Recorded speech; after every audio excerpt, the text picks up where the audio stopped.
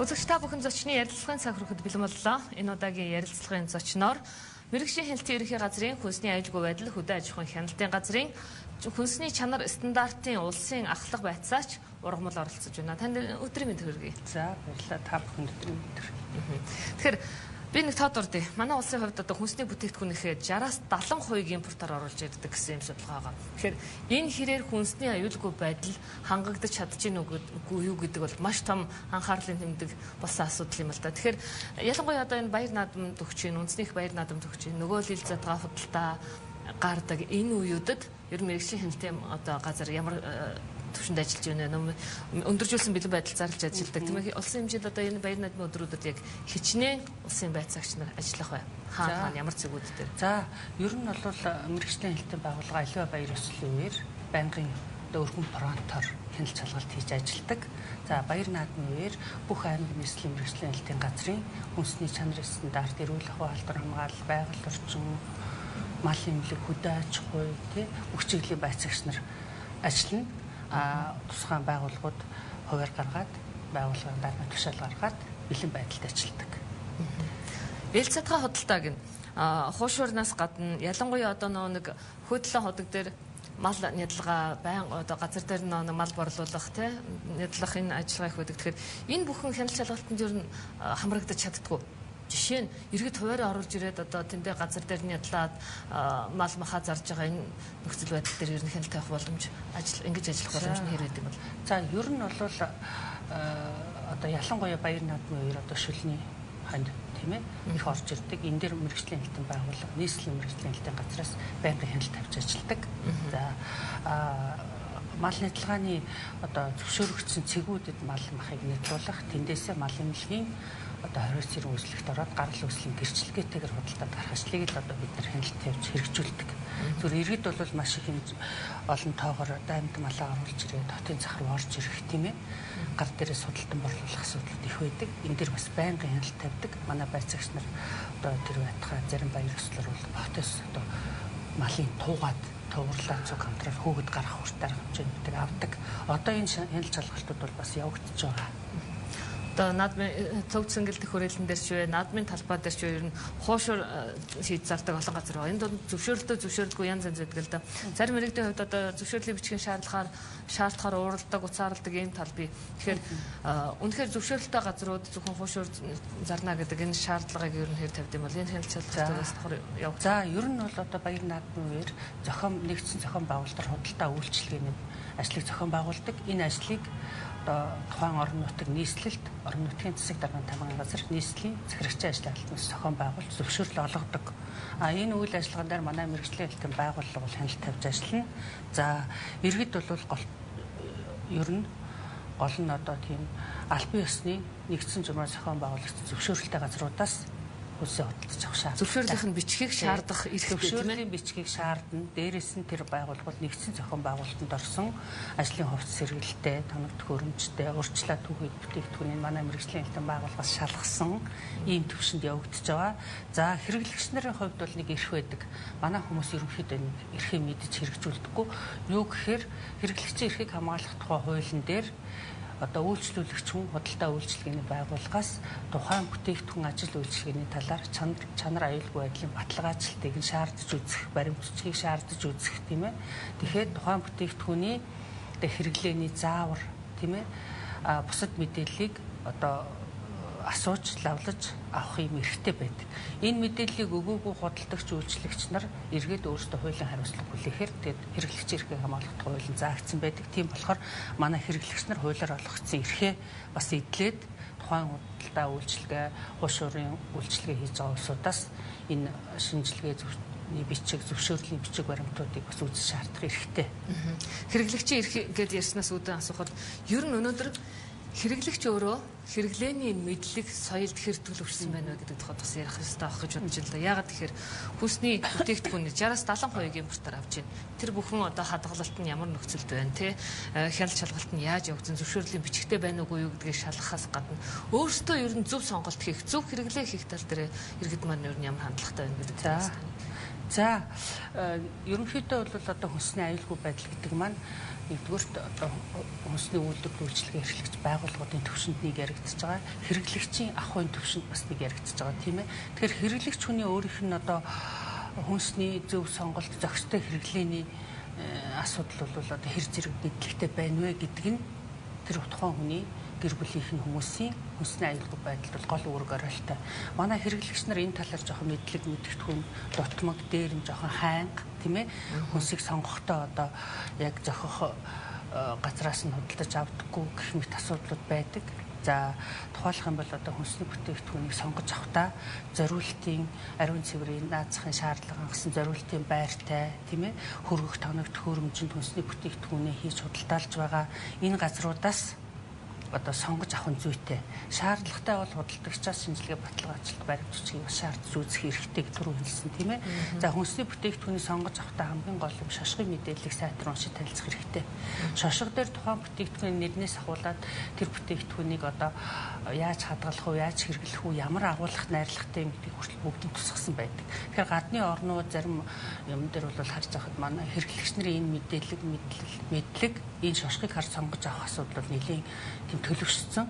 Бүтээгдэхүүн авахдаа ер нь бол ингээд шошгыг хараал зогсчдаг шүү дээ тийм ээ. Тэгээ манайхан бол ихэнх нь ороод ерөөсө хараал за тараг авъя, сүү авъя, чихэр авъя гэл ингээд сонгоод аваад гараа явдаг тийм ээ. Тэгээ энэ тал дээр бол нэлээд анхаарах шаардлагатай манайхан. За дээрэс нь бол хүнсний бүтээгдэхүүний хадгалтанд маш их анхаарах хэрэгтэй. За гудамж талбайд ил задгаа худалдаалж байгаа ялангуяа дулааны уйлралд гадна худалдаалж байгаа эссэн халсан тийм ээ. Дээрэс нь энэ одоо орчны бохирдолтой эцэгтэй өрсөн байгаа нөхцөл бохир тоос шорон дарагдсан хүнсний бүтээгдэхүүн худалдаж авч хэрэглэхгүй байх тал дээр иргэн бүр анхаарах хэрэгтэй. Өнөөдөр гадна худалдаа эрхэлж байгаа улсуудын лангуу тавирын төмөр дээр ямар хэмжээний тоос буусан бэ тийм ээ. Тэрийг та гараараа аваад ингээд 7 гэвэл хинч 7 байхгүй шүү дээ. Гэтэл тэр нь яг тэрнтэй адилхан тоос шороо буусан хүнсний бүтээгдэхүүн жимснийг худалдаж аваад гэр орондоо аваачаад угаа цэвэрлэхгүй хэрэгэлдэг. Өшөө бүр гудамжинд аваад тэргээ замдаа хэрэглээд идэв яваад байгаа асуудал гардаг. Энэ дээр бол иргэд бас анхаарах хэрэгтэй. За дараагийн нэг юм бол хүнсний бүтээгдэхүүн хадгалт гэж түрүүн хэллээ. Хүнсний бүтээгдэхүүний хадгалтын нөхцөл буруу байснаас болоод хичнээн сайн чанартай хүнс худалдаж аваад хэрэглэсэн байсан ч одоо эрсдэл аюул гардаг.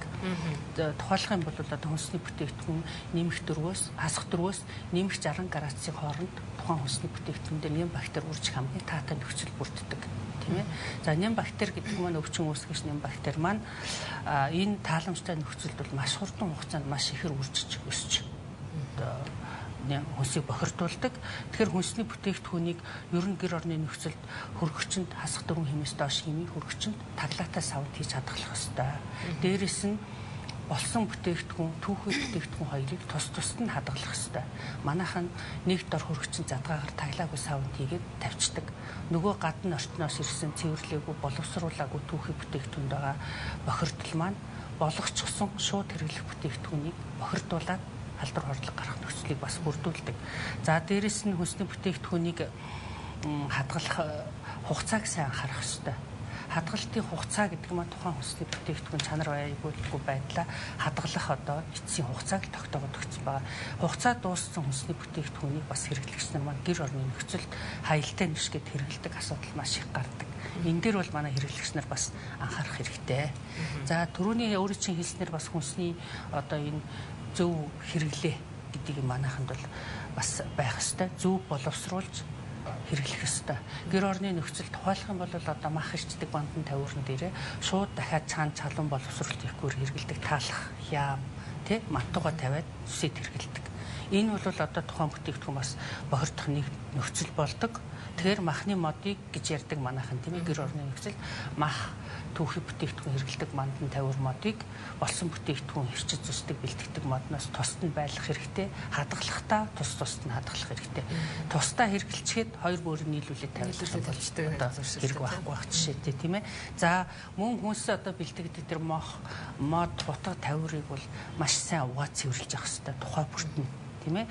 За хүнсний ногоо жимс заас тэргийг бас хэрэглэхийнхээ өмнө түүхий бүтээгдэхүүнээ маш сайн угааж цэвэрлж хэрэглэх хэрэгтэй. Одоо хүнсний ногоо гэхэд хүйтэн урсгал усанд угааж сайтар зайлах хэрэгтэй. Боломж байх юм бол хүнсний ногоон жимсийг ялангуяа сулвтар саадтай давсны уусмалд хүйтэн усанд нэг 10 минут байлгаж агаад цэвэр хүйтэн усаар зайлаад хэрэглэх хэрэгтэй. Энэ маань юу вэ гэхээр ерөнхийдөө одоо газар тариалангаас гарч байгаа бүтээгдэхүүнийг ямар ч нөхцөлд ургамал хамгаалах бодис тийм ээ хортон шавжаас хамгаалах бодис тэр ургамлыг түргэн ургуулах одоо хүнсний бусад одоо тийм оцсон химийн бодисуудыг хэрэглэхгүйгээр тариална гэсэн ойлголт бол байхгүй. Тэгэхээр тэрний гадна талд байгаа тэр пестицидийн үлдэгдэл холоор органик нэгдлүүдийг угааж цэвэрлэж давсны уусмалт хийж бохирдлыг нарилгаж идэх юм бол танд бас аюулгүй байна гэсэн үг байна. За дээрэс нь бол ундны усны асуудал нийт иргэдэд ялангуяа гэр хорооллын иргэд хөдөө орон нутгийн иргэд бол гэр орны нөхцөлд ундныхаа усыг зөв хадгалах хэрэгтэй. Усны савыг зориултын сав хэрэглэх хэрэгтэй. Дээрээс нь 7 хоног бүр угааж жүүлээд угааж цэвэрлээ шинэ ус хийж авах хэрэгтэй. Манайхан чинь ингээд хуучин усан дээрээ дахиад нэмээд хийгээд идэг. Усныхан сав нь ингээд өнгөртөө тогтцсон тунц хөвөд байж байгаа тийм ээ. За ундны усаа бас баталгаатай их усүрээс авах тал дээр бас нэлээд анхаарах шаардлагатай байдаг. Хэрэглээ зөв хэрэглээ маань өөрөө бас хүнсний аюулгүй байдлыг хангахны гол үзүүлэлт болно гэдгийг иргэд маань санах хэрэгтэй болов уу гэж бодож байна. Тэгэхээр яг таны хэлдгээр одоо хаяг шошиггүй баталгаагүй хүнсний одоо хүүхдүүдийн ялангуяа жижиглэн худалдаан дээрээс авч хэрэгэлдэг эдгээр бүтээгдэхүүнүүдийг би бас үзэгчтэй үзүүлчихье гэж бодож байна. Тэгэхээр энэ хаяг шошиггүй баталгаагүй эдгээр бүтээгдэхүүнүүд яг яаж орж ирээд байна? Жилийн жилд энэ бүтээгдэхүүнүүд одоо мэргэжлийн хяналтын газраас анхааруулж идэг тийм ээ. Энэ ширхгийн энэ чавган энэ чихрүүд тэгэхээр жилээс жил анхааруулсаар байдаг хэрнээ энэ бүтээгдэхүүнүүд орж ирсээр л байна. Өөрөөр хэлбэл хилийн хараа хяналтсал байна гэсэн үг үү? Энэ ямар ч ёстой бэ? Чанаргүй бүтээгдэхүүнүүд хүүхдүүдийн аюултай эрүүл мэндэд хортой энэ бүтээгдэхүүнүүдийг хэрэглэсээр байх уу гэдэг асуудал өөрөө гарч ирдэг л дээ. За энэтэй холбогдуулаад бас нэг мэдээлэл хэлийг тийм ээ. За манай мэргэжлийн хяналтын байгууллага бол хяналт шалгалтыг бол маш их хийж байгаа. Дээрээс нь соён гэгэрүүлэх, сурталчлах, заавар зөвлөгөө өгөх, төв зөвлөн туслах үйлчилгээнүүдийг маш ихээр хийж байна, тийм ээ. Гагцхүү энэ зөрчлүүд бол давтагдан гараад байгаа нь юутай холбоотой вэ гэхээр нэгдүгээрт хүнсний бүтээгдэхүүний үйлдвэрлэл үйлчилгээ гэдэг маань өглөө ирээд урд өдрийнхээ ажлыг дахин давтан хийдэг. Тийм учраас энэ зөрчил тэнд ажиллаж байгаа улсууд тэнд ажиллах хууль дүрм журмыг чанд мөрддөггүй. Тэнд ажиллах зохистой дадлуудыг эзэмшээгүй байх юм бол тэр зөрчил давтагдаад гарна гэсэн үг. Нөгөө талаасаа тухайн одоо үйлдвэр үйлчилгээ эрхэлж байгаа хүний ухамсар хариуцлагын асуудал байна, тийм ээ. Нэгэнтээ болохгүй гэдэг хууль тогтоомжоор заагаад өгсөн шинжилгээ баталгаагүй гарал үүслэн тодорхойгүй хүнсний бүтээгдэхүүнийг худалдаж борлуулад хэдэн төгрөг олъё гэдээ ингэж суугаад идэг. Энэ асуудалтай холбоотой. Энэ хүн өнөөдөр хүнсний бүтээгдэхүүний худалдаа үйлчилгээ, хоол үйлдвэрлэл үйлчилгээ эрхлээд одоо бид хэдэн хүнийхээ амийг одоо амьдралыг авч явж гэн хүн хүүхдийн тижээж байна гэд ингээд зүтгэхэд идэг. Гэтэл тэр хүний одоо тэгж амьдрах үр хүүхдээ тижээх амьдрах эрх байхад тэрнээс үйлчлүүлж байгаа хүнд эрүүл аюулгүй хоол хүнсээр үйлчлүүлэх тийм ээ өөрөө эрүүл явах эрх бас байгаа тийм ээ. Тэгэхээр үйлчлүүлэгчийн эрхээр өөрийнх нь эрх хязгаарлагдана гэдгийг л ойлгох ёстой. Би бас хуулийн өмнө хариуцлагатай байх ёстой.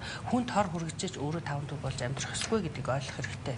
Гэтэ нэг тийм ухамсаргүй хандаад байна. Зарсаар байна, борлуулсаар байна. Энэ дэлгүүрүүдийг хяналт шалгалт хийж явуулж одоо торгодог, хаадаг юм хураадаг асуудлууд бол одоо энэ чанар аюулгүй байдлын шаардлага анхахгүй ийм бүтээгдэхүүнүүд бол байнгын жилийн дөрвөн үйлрэлт хяналт шалгалт хийж хураадаг, устгадаг тий дахин давтан гаргасан улсууд туйлын хариуцлага торгуулна ордуулдаг.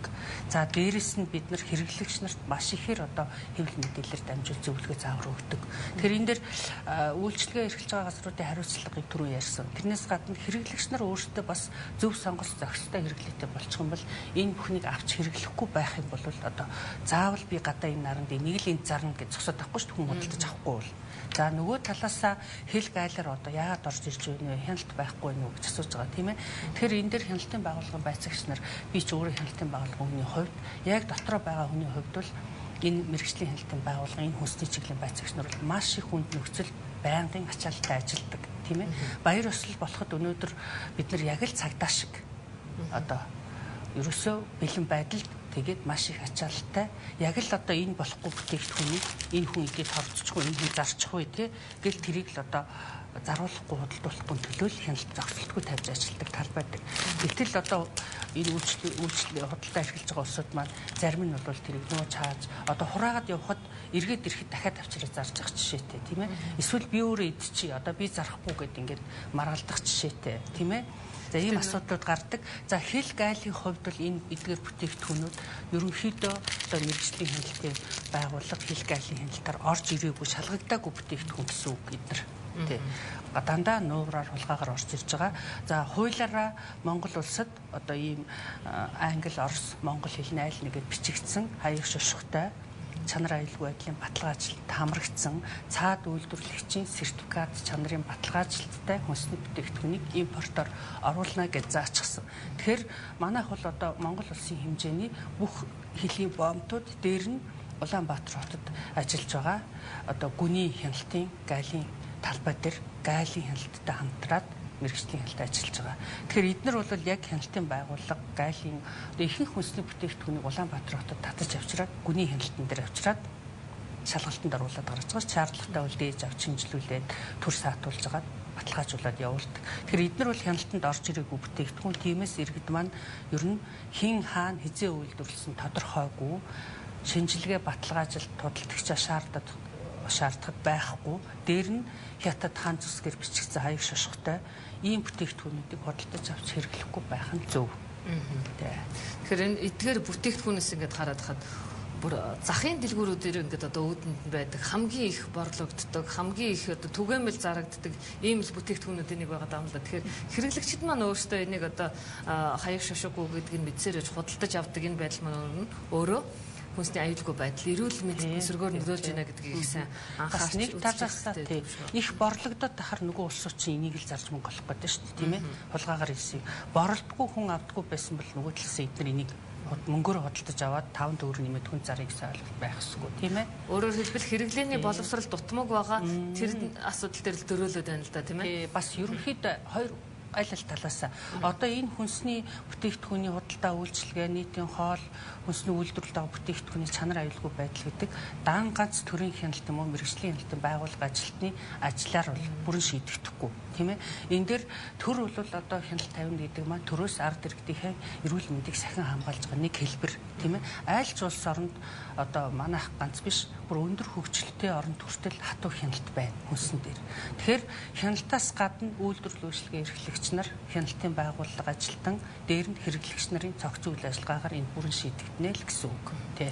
Төрний талаас хянах зөв. Нөгөө талаас эдгээр бүтээгдэхүүнүүдэд энэ чанарын шаардлага хангахгүй гэдэг нь хүмүүс одоо эрүүл хаяггүй шошиггүй гэдэг тайлбарыг л хүлээж аваад байхаас биш яг ямар хэмжээний эрүүл ахуйд одоо ямар эрүүл мэндэд яаж сөргөөр нөлөөлөх юм бэ? Яг ямар хортой хими элементүүдийг агуулчихсан байгаа юм бэ гэдэг дээр нь тодорхой тийм лабораторийн дүгнэлт гарцсан тийм тайлбар мэдээлэл жишээ нь байна уу? Тэрийг мэдэхгүй сонсоогүй учраас магадгүй хэрт хийж зөвхөн хүлээж авах. Манайх бол хүнсний бүтээгдэхүүн дээр манай хүнсний аюулгүй байдлын лавлага лабораторид хими шинжилгээ хийн, нэн судлалын шинжилгээ хийн, тийм ээ.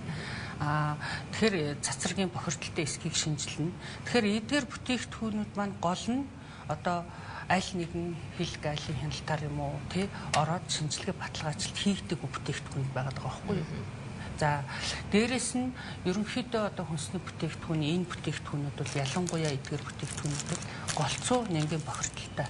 Дээр нь одоо хатаасан жимс бол одоо ирээд байнгын бохирдолтой гардаг. Энэ гэхэд одоо маш их эсэглэн төрлийн нунтаг бодисын дотор байж идэг. Энийг хүүхдүүд тастаад одоо сороод ингээд иддэг байх жишээтэй.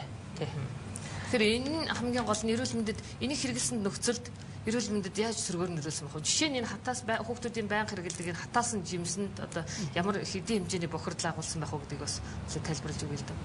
За ерөнхийдөө энэ бүтээгдэхүүнүүд дээр тухайлах юм бол одоо энэ гидсний ямар нэгэн эмгэх төрөх салбар бактериар бохирлогдсон ийм байх магадaltaй бүтээгдэхүүн идэх юм бол гидсний одоо халдварт өвчнөр өвчлөг, хоол хүнсний хордлого гарах, тийм ээ. Хит хэсэглэн юм уу одоо бусад ямар хими бодис найрлага тодорхой биш шүү дээ. Энэ дотор юу байгаа нь тодорхойгүй, шинжилгээ баталгаагүй ийм бүтээгдэхүүн идэх юм бол одоо хоол боловсруулах эргэтэн системийн хямралд орох, тий халдвар авах ийм эрсдэлтэй байгаа. За тэгэхээр Өнгөрсөн хугацаанд эдгээр бараа бүтээгдэхүүнүүд борлуулсаар байгаа энэ дэлгүүрүүдэд ер нь хяналт шалгалт хэрэгжиж хичнээн хэмжээний торгуул төлбөр ногдуулсан байт юм бэ. Хаах хүртэл ч юм уу эсвэл одоо эрхийн зогсоох ч юм уу ийм арга хэмжээ авсан тохиолдол юм байна. За манай мэргэжлийн хэлтэн байгууллагаас ерөнхийдөө эхний 6 сарын байдлаар тийм ээ 3,000 гаруй одоо хүнсний худалдаа үйлдвэр үйлчилгээ хоол эрхэлдэг газруудад шалгалт хийсэн байна. Төлөвлөгөөтэй шалгалт хийсэн. За 22 удаагийн давтамжтайгаар одоо хоол хүнсний гаралтай халдвар хордлого гарсан юм уу эсвэл баяр наадмын үеэр урьдчилан сэргийлэх хяналтуудыг хийсэн байж байгаа. Тэгэхээр энэ дээр тухайлах юм бол шинэ жил болоход бид нэр одоо сарын өмнөөс урьдчилан сэргийлэх хяналтуудыг хийдэг. Цагаан сар болоход одоо цагаан сараар зарагддаг ууц мах, хэвийн боов гэл ингээл бүхэл төрлийн бүтээгдэхүүн дээр урьдчилан сэргийлэх хяналтаа хийдэг. За нийт одоогийн байдлаар бол нэг 50 гаруй сая төгрөгийн ийм одоо хүнсний бүтээгдэхүүний зөрчилтэй бүтээгдэхүүн худалдан борлуулсан хэрэглэгчийн эрх ашигыг хохироосон халдвар хордлого гаргасан газруудад торгол шийдвэр ногдуулсан байх жишээтэй. За мэргэжлийн хяналтын байгууллага бол ер нь бол бид аль болох зөрчлийг одоо тэр аж ахуй нэгж байгууллага худалдаа эрхлэлтэй хамтран шийдвэрлэлийн хугацаа өгье. Зөрчлөлөөс нь хамаарат хэдийн хугацаагаар байна үйл ажиллагааг нь төр зогсоож байгаа үүрэг даалгавар өгөө зөвлөгөө өгөө зөрчлийн арилгуул гэдэг чигийг баримталж ажиллаж байгаа. Хүнсний аюулгүй байдлын чиглэлд одоо хангахад хамгийн их гардаг түгээмэл гардаг зөрчил дутагдал нь юу байдаг вэ? За хамгийн түгээмэл гардаг зөрчил бол ерөөсөө одоо хүнсний бүтээгдэхүүний гарал үүсэл тодорхойгүй шинжилгээ баталгаагүй чанар аюулгүй байдлыг шаардлага хангаагүй хүнс судалдаалах зөрчил их гардаг. Одоо энэ шиг бүтээгдэхүүнүүд. Дээрээс нь хүнсийг хадгалах, тээвэрлэх нөхцөл горим алдагдсанаас болоод чанар нь алдагддаг. Яг эцсийн худалдааны цэг дээр очиод тийм ээ. За дараагийн нэг нь бол ажлагчдын хувийн ариун цэвэр, хүнсний худалдаа үйлчилгээний хоолны газруудын ажлын байрны ариун цэвэр, тоног төхөөрөмж угаалгах цэвэрлэгээс бас их шалтгаалдаг гэж үздэг.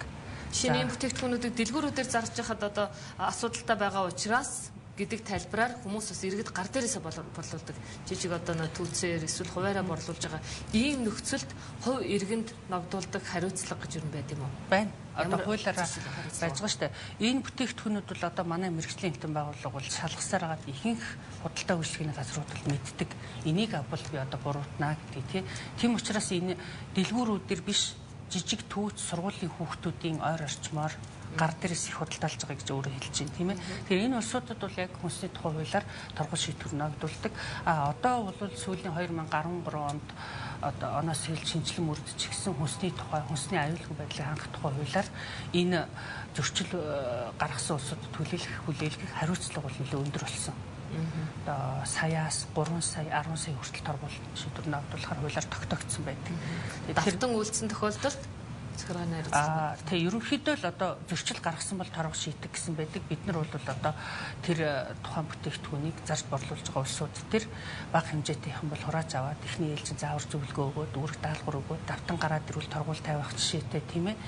Бүр болохгүй одоо хүний аймнаас эрүүл мэндэд ноцтой хохирол учруулахаар нөхцөлд үйл ажиллагаа явуулж байгаа бол үйл ажиллагааг төр зогсоож байгаа зөрчлийн арилгуулад эргэж гүйцэтгэлийн хяналт шалгалт хийгээд тэгээд үйл ажиллагаа явуулахыг зөвшөөрөх тийм чиглэл барьж ажилладаг. Түрүү хэлсэн яг нэг юм одоо дахиад тавтаад хэлэхэд хэдийгээр өнөөдөр зөрчлийн арилгуулад маргааш үйл ажиллагааг эхлүүлэхэд нөгөө хүн маань нөгөө дүрм журам хариуцлага асуудал байхгүй бол яг ажлаа эхлээл дахиад нөгөө асуудлаа давтаад эхэлдэг, зөрчлөө гаргаад эхэлдэг. Гэтэл өнөөдөр мэргэжлийн хэлтэн байцаагч оронтой чиг үүрэг хүчин чадал өнөөдөр нэг жижиг түүц мухлаг дэлгүүр хоолны газарт өглөө ирэл нэг байцаагч хараас ахиж зогсож гэсэн ойлголт байхгүй тийм ээ. Энэ бол хэрэгжих боломжгүй хүнтэй. За манай орны одоо нэг онцлог гэх юм уу да хөдөө аж ахуйн гаралтай бүтээгдэхүүнийг одоо хяналт шалгалтанд хамруулах тухай ойлголт дээр манай иргэд ер нь нэлээд анхаарал суугаад байдаг. Ялангуяа одоо наадан болж байгаа энэ үед сүү цагаан эдээ таргийг одоо томоохон захуу дээрээс ил задгаагаар шууд худалдаж авдаг шинжилгээний бичгийг хизээч шаарддаг. Сүүнд магадгүй талх худалдаа авахдаа он сарын хардаг бол сүү худалдаа авахдаа ямар сав баглаа бодолтойгоо хардаггүй хугацааг нь асуудаггүй ямар их сурвалжаар ирсэн бэ гэдгийг хардаггүй. Дээрээс нь одоо нөгөө аймаг болгоноос ирж байгаа айраг цагаан эд. Одоо ялангуяа наадам бол айраг цагаан эд энэ хөдөө аж ахуйн гаралтай бүтээгдэхүүнүүдийг одоо зарж борлуулж байгаа газар дээр нь одоо шинжилгээ хийгээд дээжийг авдаг, хяналт шалгалтыг явуулдаг юм боломж нь юу? Шинэ одоо наадмын үеэр энэ газар дээр нь хяналт шалгалтыг шинжилгээ хийх боломж юу хэрэг? За их чухал асуулт байна тий. За энэ дээр бол мэргэжлийн хэлтэн байгууллага бас тодорхой бодлоготойгоор ажиллаж байгаа. За ер нь бол одоо Монгол улсад мөрдөж байгаа хууль тогтоомжоор мал амтны гаралтай хүнсний түүхийд бүтээгдэхүүнийг малын мах, сүү, цагаан эдэг малчит гар дээрээс тийм ээ одоо ингээд борлуулахдаа тухайн суур фермийн сумын мал эмнэлгүүдээс мал эмнэлгийн гарал үүслийн гэрчлэгээ гэсэн юмыг заавал авч явуулж гаргаж худалдан борлуулах хэрэгтэй. Тэр гэрчлэгээ нь ямар утгатай вэ гэхээр тухайн доржийн суурьт одоо 14 хоногийн дотор ямар нэгэн өөрчлөлт сэргийлэх тарилга туулга хийгдээгүй тийм ээ. Халдвар төвчин гараагүй гэдэг баталгаа.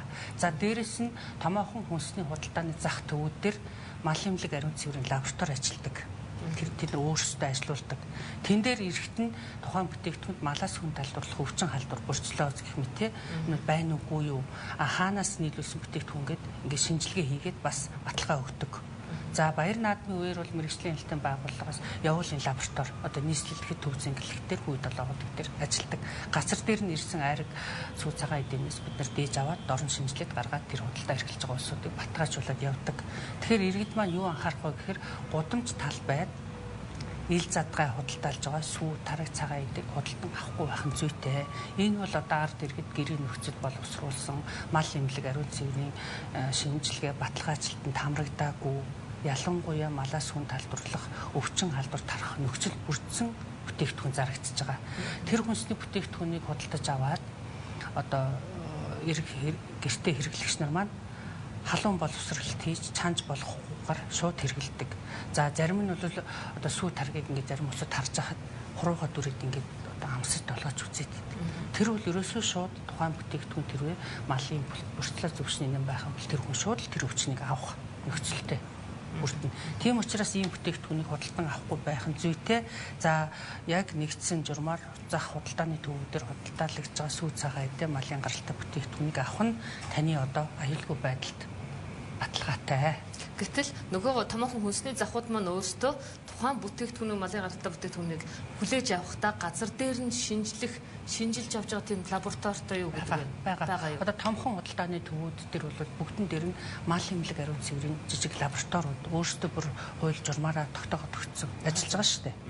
Тэрийг орж ирэхэд нь одоо хүчит шонгор гэхэд өглөө орж ирж байгаа бүгдийг яг шалгаал тэр худалдаа эрхлэгч нар чинь ингээд тодорхой байгаа шүү дээ. Тэр улсуудаас авсан махных нь гарал үүслийн шалгаад аваад дахиад өөрийнхөө дотоодын мал эмнэлэг ариун цэврийн лабораторид шинжилгээ баталгаа хийгээд шалгаад тийм ээ тэгээд гэрчлэг баталгаа олгоод явж байгаа. Тэгэхээр баяр болгоноор улсын мэргэжлийн улсын байцаагч нар ахлах байцаагч нар ер нь бүх төрлийн одоо шатны байцаагч нар мэргэжлийн өндөржүүлсэн одоо бэлэн байдалтай ажилладаг. Тэгэхээр байцаагч нарын ажлын нөхцөл байдал бас ямар байд юм болоо гэдгийг өөрөөрхөө бас асуумар санагддаг юм лээ. Яагаад тэгэхээр мэргэжлийн хэлтийн байцаагчдыг, цатврын байцаагчдыг одоо дарамтлагчид гэж ойлгож байгаагаас биш нөгөө бусдын аюулгүй байдлыг, эрүүл ахуй байдлыг, аюулгүй байдлыг хангах талаас бас одоо ингээд шаардлага тавьж ажиллаж байна гэдэг талаас нь хүлээж авах хүн их цөөхөн байдаг л да. Тэгэхээр магадгүй тэр хэрээр үйл ажиллагаанд ер нь хэр өндөр төвчөртэй болов. За их баярлалаа. Бас ер нь их энэ олон жил олон удаа энэ хэвлэл мэдээлэлээр ярилцлага нэвтрүүлэг мэдээлэл орж байхдаа бас ингэж асууж ирсэн сурвалжлагч нар бол ховор тийм ээ. Тэгэхээр энэ дээр яг мэргэжлийн хэлтийн байгууллагад ажилладаг хүний хувьд бодит нөхцөл байдлыг л одоо хэлье л да тийм ээ. Манай байцаагч нар ингээд баяр ёслолоод хүн баярлаад явж хахад тэнд байгаа хүнсний бүтээгдэхүүнүүд муу юм зарагдах бай, хүн аваад идээд торччих бай гэл ерөөсөө яг бол тэр олон байцаагч нарыг харахад үнэн сэтгэлээсээ л ажиллаж идэг.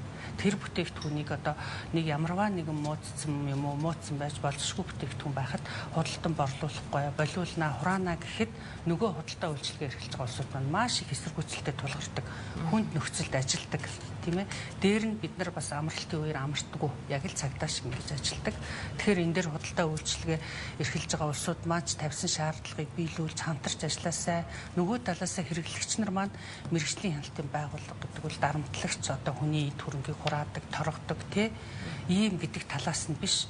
Энийний ард маш олон хүний үр хүүхдийн тий амнаас эрүүл мэнд байгаа шүү. Энийг хамгаалах гээд ажиллаж яваа шүү гэдгийг л одоо ойлгож зөв хандаж хамтраасай гэсэн юм бодолтой байдаг. Үнэхээр тийм юм л да. Өнөөдөр ялангуяа энэ малчхан гаралтай бүтээгдэхүүний ингээд задгаа хэрэглээний тухайд гэж ярихаар өнөөдөр суу аваад болоо. Өнөөдөр шууд гидсэн өвдөх юм бол энэ хортой юмар би буруу юм хэрэгэлчихжээ, хортой байна гэж бодхоос биш. Борцолио зөвчний нян аваад би хэдэн жилийн дараа миний одоо ийм өвчин хүнд өвчлөсөн эрүүл мэндэд ингээд сөргөөр нөлөөлөх юм. Магадгүй хэдэн жилийн дараах нь хорт тавдрынхаа их үүсвэрийн одоо хардлуурыг эндээс би авч ийна, би болгож ийна гэдгээ иргэд маань ухамсарлахгүй нэг юм хандлага байгаад байдаг бах те.